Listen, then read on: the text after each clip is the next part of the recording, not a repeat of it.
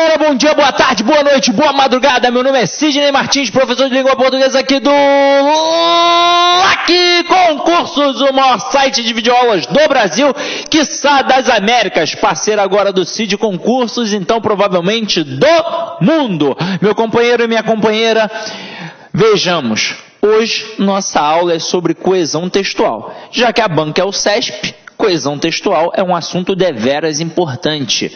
Eu não tenho como fazer a prova de língua portuguesa do CESP se eu não sei coesão textual. Aí eu vou até adiantar. O CESP cobra coesão referencial e coesão sequencial. Sempre, em todas as provas. Só que, antes da gente cair para dentro disso daí, para saber o que é referência, o que é sequência, a gente vai estudar a coesão como um todo para abordar e perceber o quanto é importante na nossa prova. Então acompanha aqui comigo, ó. Um texto é um conjunto de parágrafos formados por conjuntos de frases, formadas por conjuntos de orações, formadas por conjuntos de palavras. A conexão entre essas partes de um texto formam a coesão textual. E aí, meu companheiro, se liga só.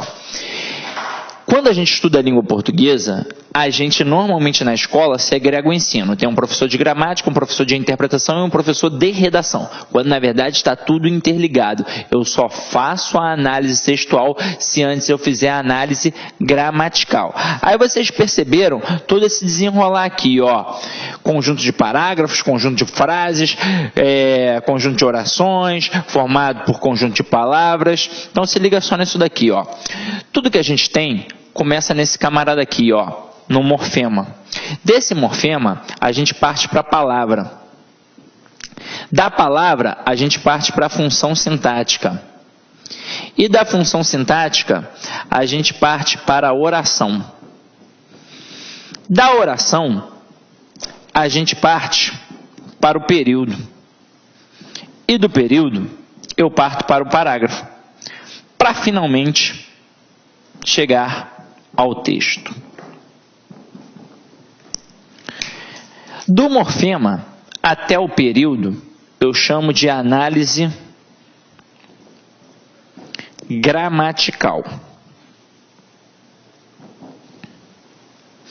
E período, parágrafo e texto, eu chamo de análise textual. Repararam como todos os elementos estão interligados? Por exemplo, quando eu falo de análise textual, eu tenho período, parágrafo e texto. Mas para chegar ao período, eu tenho que passar por todos esses outros elementos. E aí, esses conjuntos que se relacionam, que estão aqui, ó, que vão formar a coesão textual,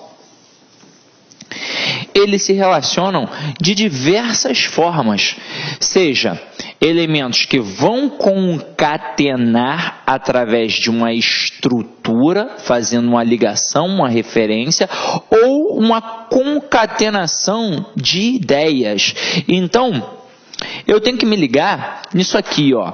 A palavra texto vem do latim testum, que significa tecido. Assim, a coesão constitui as conexões entre os fios do tecido, ou entre as informações, de modo a garantir que o texto pareça um conjunto harmônico. Dizemos que um texto está sem coesão quando suas ideias não estão claramente relacionadas. Como assim, Sidney? Vamos lá.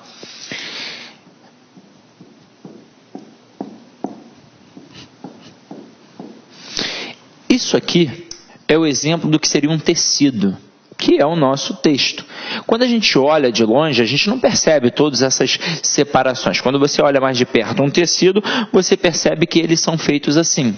Então aqui está o texto, e aqui estão as chamadas entrelinhas desse texto, que a gente vai preenchendo através do nosso conhecimento de mundo.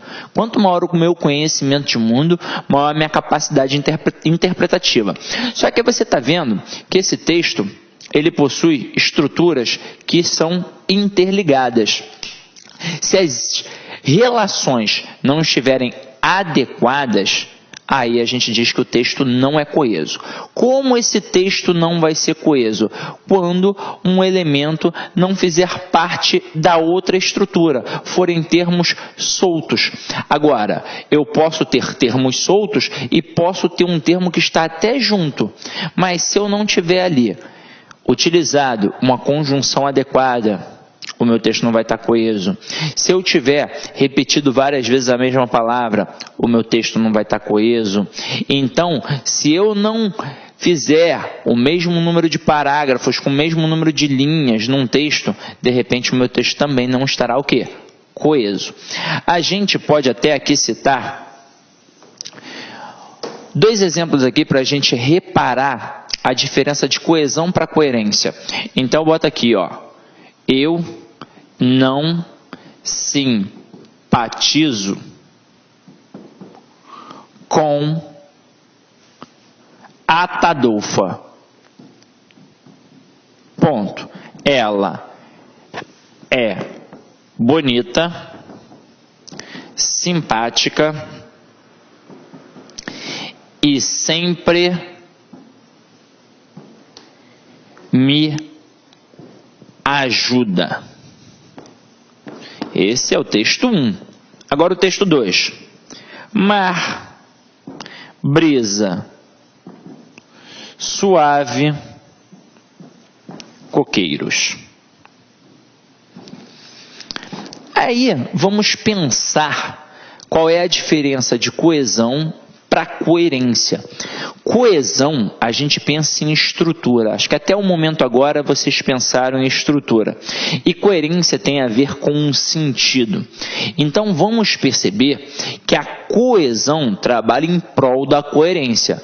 Mas nem sempre o texto coeso será coerente. Assim como o texto coerente nem sempre será coeso. Olha o primeiro exemplo aqui. Eu não simpatizo com Atadolfa. Beleza. Então aqui tem um exemplo que a pessoa que está falando, esta primeira pessoa aqui do singular, não simpatiza com a Atadolfa. Agora, por quê? Aí vem ela, é bonita. Quem é bonita? A Atadolfa. Simpática e sempre me ajuda. Aí vamos pensar. Esse texto, ele está coeso, porque eu não simpatizo com a Atadolfa. Ela é bonita, simpática e sempre me ajuda. Ela quem? A Atadolfa. Então eu utilizei aqui um termo que faz uma retomada de Atadolfa, o texto está interligado, beleza, bonitinho. Então aqui eu tenho um texto coeso. Agora, se a Atadolfa é bonita, é simpática e sempre me ajuda, que motivo eu tenho para não gostar da Atadolfa? Que motivo eu tenho para não ser simpático com a Atadolfa? Nenhum. Então o texto está coeso e incoerente. Porque quando a gente fala de coerência ou incoerência, coerente é aquilo que faz sentido. Então não faz sentido eu não gostar da Atadolfa, já que ela só tem atributos positivos.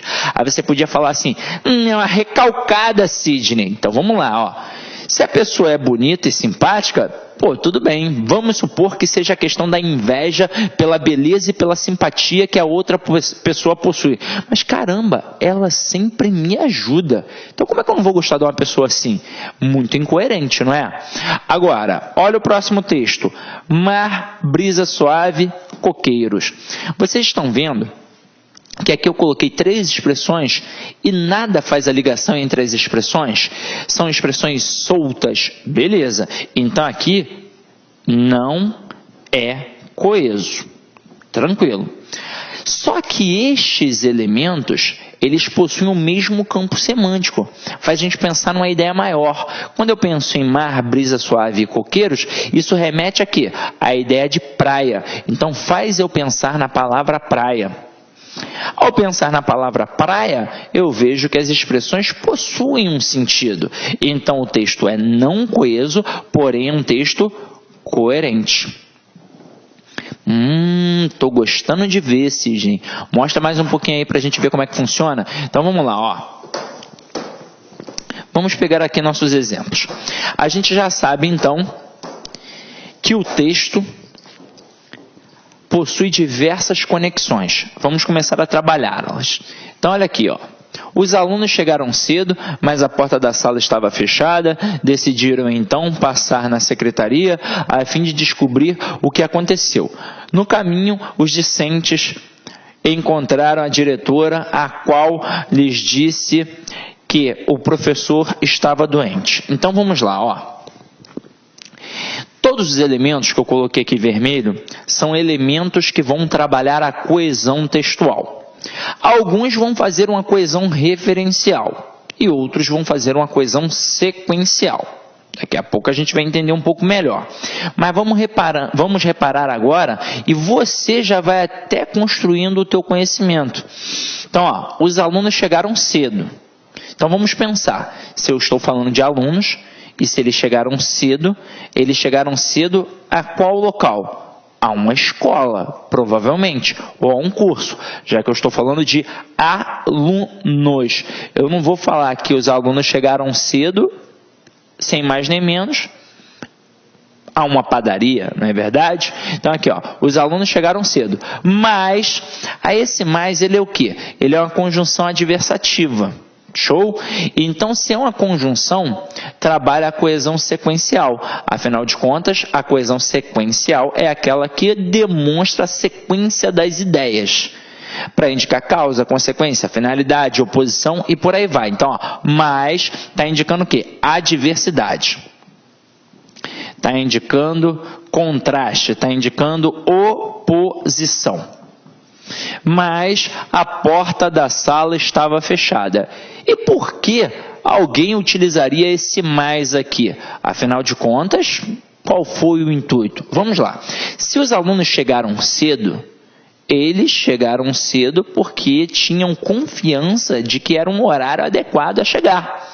Mas a porta da sala estava fechada, ou seja, quebrou uma lógica. A oposição é a quebra da lógica. Eles esperavam chegar cedo, de repente, para pegar um local ali na frente da sala, mas a porta da sala estava fechada. Beleza. Continuando. Decidiram. Opa, quem decidiu? Os alunos. Então, o verbo aqui, ele faz uma retomada da palavra alunos. Até mesmo porque, olha que importante, quando a gente tem o verbo na terceira pessoa do plural sem um referente, nós dizemos que estamos diante de um sujeito indeterminado. Só que aqui tem um referente diante desse contexto, não tem? Então, quem decidiu? Os alunos. Aí, continuando. Decidiram então é conclusivo.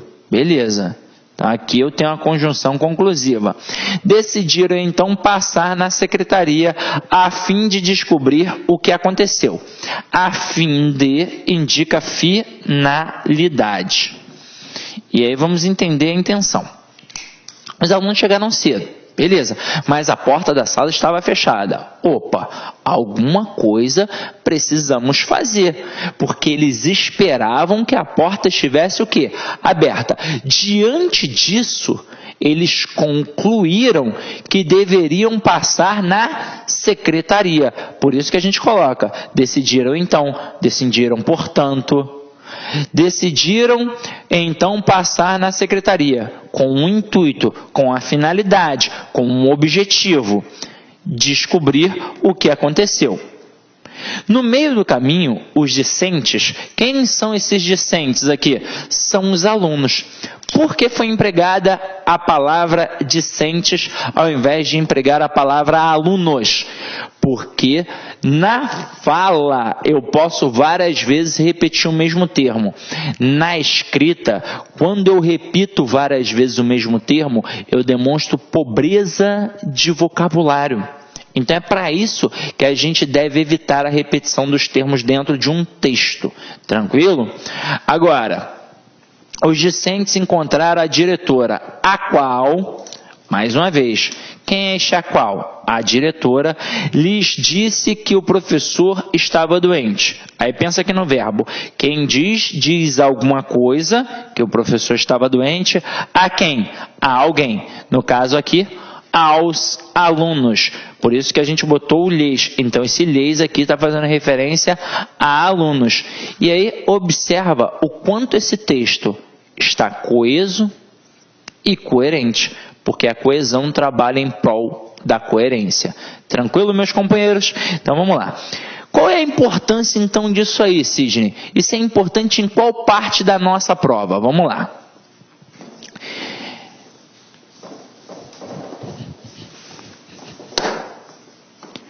Nas provas de redação, os candidatos são frequentemente penalizados por não empregarem palavras que marquem a transição entre duas ideias ou dois parágrafos distintos.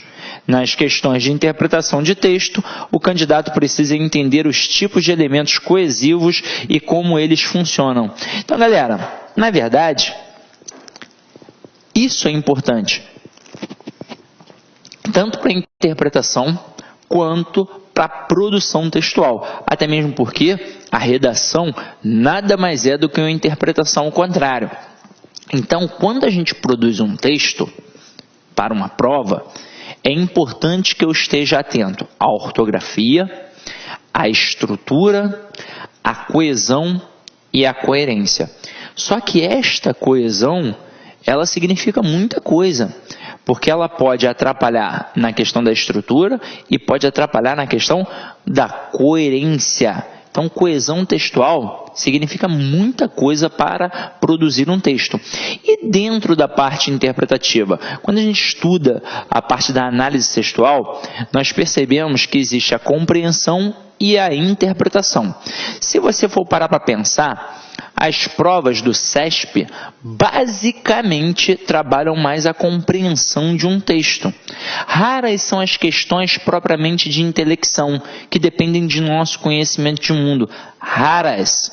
E aí é o seguinte, se está dentro do texto, basta eu ter calma e atenção que eu vou achar. E os elementos coesivos vão sempre contribuir para o entendimento do texto. Agora vamos cair para dentro e começar a especificar. Nós temos dois tipos de coesão. Nós temos a coesão referencial e nós temos a coesão sequencial. Para que serve a coesão referencial? Serve para evitar a repetição dos termos dentro de um texto, como eu disse a vocês. Então, basicamente, nós temos aqui uma classe gramatical muito importante, que é o pronome. Então, o pronome, ele sempre trabalha para quem?